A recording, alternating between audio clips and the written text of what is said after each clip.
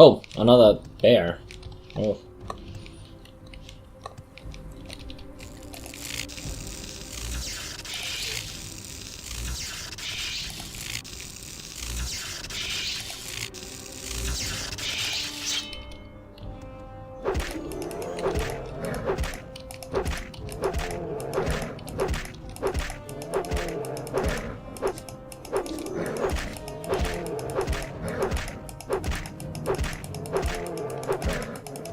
There we go. The snow bears are not actually that bad, turns out. They seem to be casting some sort of a spell, but I also seem to have a fairly good chance of actually resisting that spell. Okay, nice day outside. I can continue onwards on our journey, and it's another bear. It's another bear. It's always another bear. Oh, there are multiple of these bears now. Let's fight them one by one and we shall be fine, I think.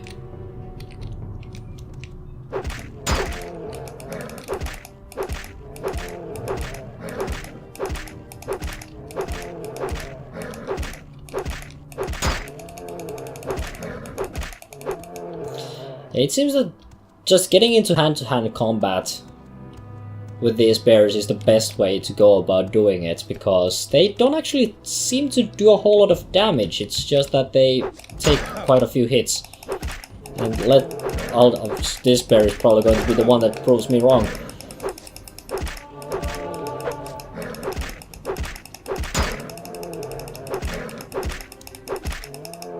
There we go. That was actually a grizzly.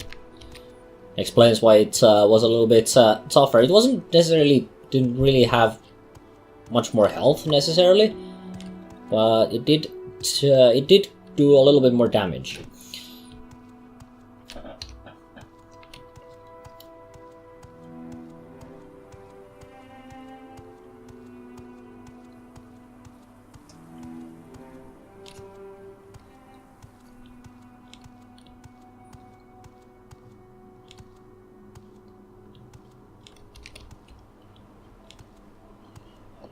That's another barrel right there. But there's also this bear here. Let's take care of the bear, and then we can get into the barrel. Okay, you take it easy there, bear. I know you're a grizzly and stuff, but no, just get down on the ground and flop over and die. There we go. Now we can maybe get into this barrel. I saw another bear, yeah, it's there. I think it's far enough away though that I can just slip into the barrel without a problem.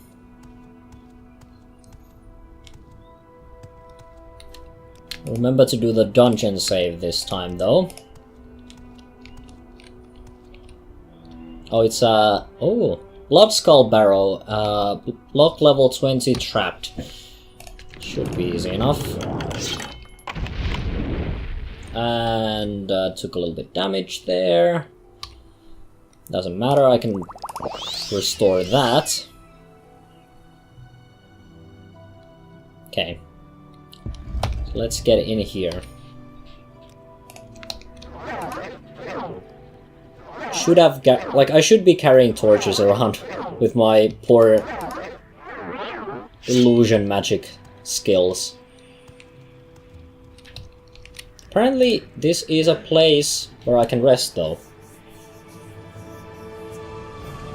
Being smart doesn't hurt, and a little luck now and then is nice, but the key is patience and hard work, and when it pays off it's sweet. Indeed. Okay. Definitely going to increase my intelligence even further. Strength is also nice. I think agility this time around, I want my fatigue to go up a little bit.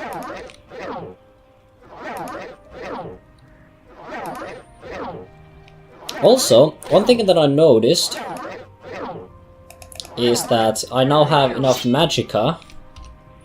I have 61.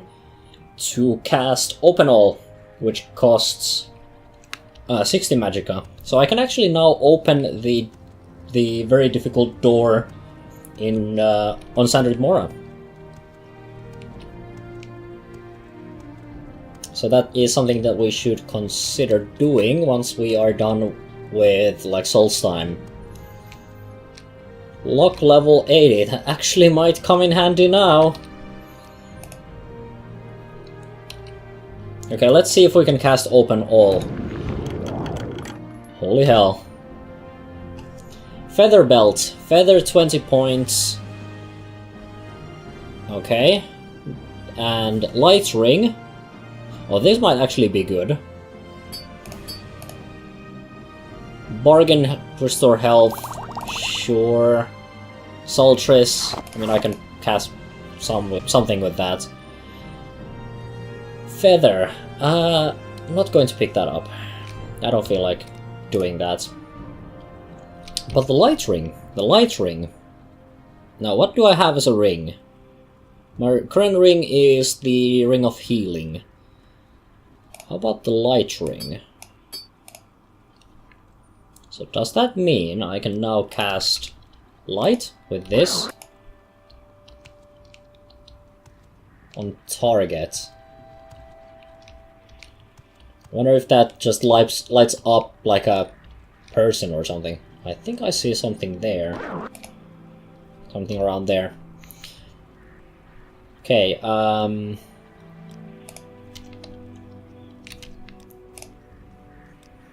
so far this has been a very uneventful dungeon. Blood Skull. Long blade, one-handed. Does up to 25 damage on a chop, and then frost damage 10 to 30 points on top of that. So it can be like 55 damage. That is a very, very powerful sword, and that is actually one of the reasons why I came here. The Blood Skull is a very nice thing, and I did want to pick it up. I did find this last time, and I am also aware of what happens when I pick it up.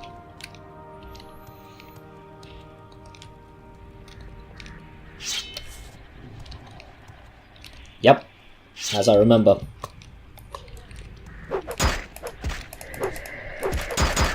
Picking it up involves the tiny problem of a couple of skeletons. Because the Blood Skull was supposed to just stay right there. Okay, you guys are being a little bit tough there.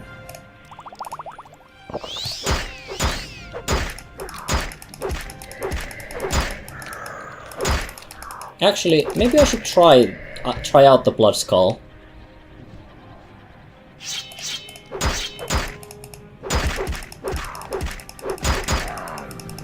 These targets are resisting magic though, so Blood Skull itself is not particularly great against these guys. I mean, it does frost damage, so, you know, kind of makes sense why it's not doing anything against skeletons. But as you can see, because it's a lighter weapon than the Chrysamere, even though they're both long blades. Raider Skeleton Champion, yeah. This guy wasn't even wearing, like... Did both of these guys have... Both of these guys had iron shields, but neither one used them. But yeah, let's compare this to Chrysamere. So Chrysamere does amazing damage, up to 70. But this is a little bit quicker, I think, when it comes to attacks, even though both are technically, I think, about the same.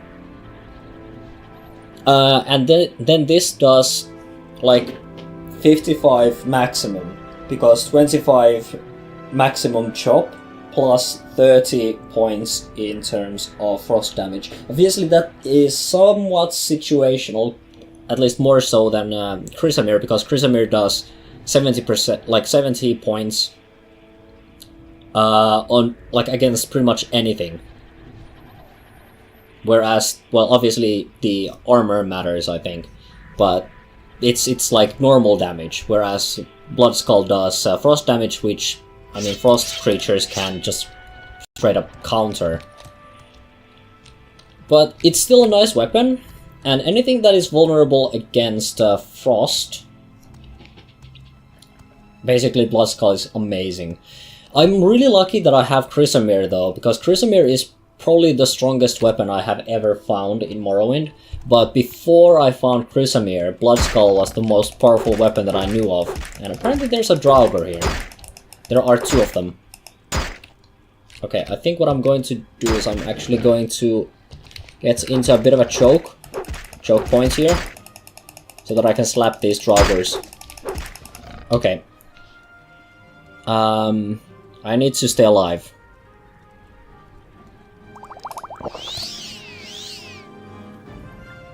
And this is...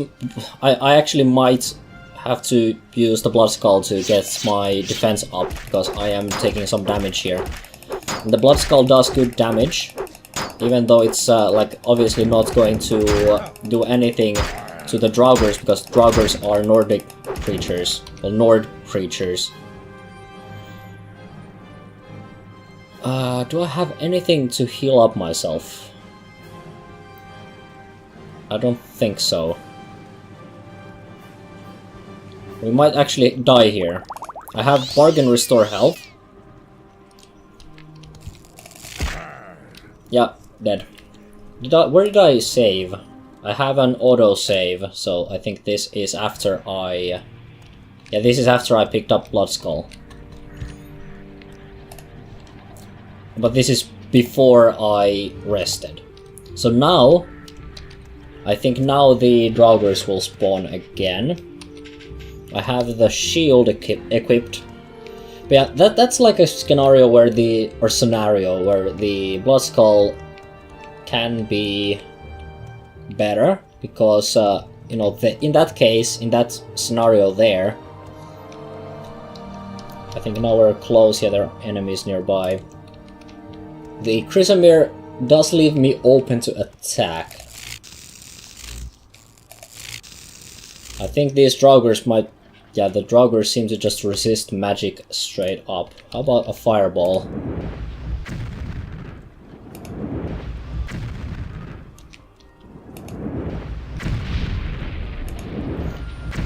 It seems that they cannot resist fireballs, but they are not getting particularly damaged by it either.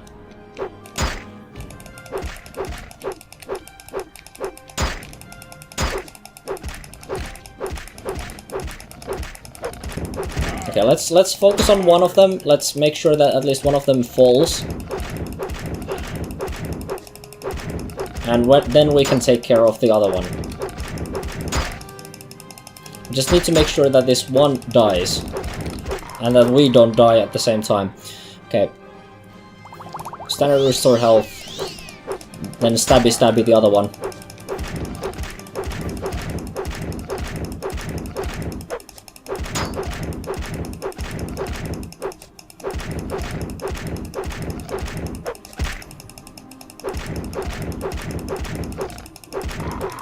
Okay, there we go. Situation back to normal, I think. No, not yet. I think this might be part of the fact that we picked up Blood Skull. And the dungeon or the barrow doesn't like us picking up the Blood Skull at all. Okay, let's see if we can win this. I don't think so, but yeah. At least we know that we can get through the 2 of them if we have the Blood Skull. Okay. We might as well not use any offensive spells. Let's save up our magicka on Hearth Heal.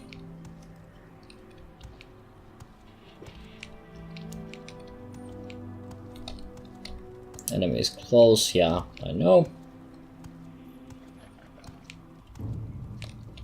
Let's see if we can lure like one of them in here and just kill them. If I can kill them one by one, there is not really a big of a problem. Because singular draugrs are not bad. See, I took like very little damage there. It's just the fact that there are 2 of them, which causes problems, because then I need to fight multiple, and every time I fight multiples, I get bounced around so much that I just keep falling over. So let's try being careful and just lure them in here one by one. Not even worth casting the Hearth Heal here.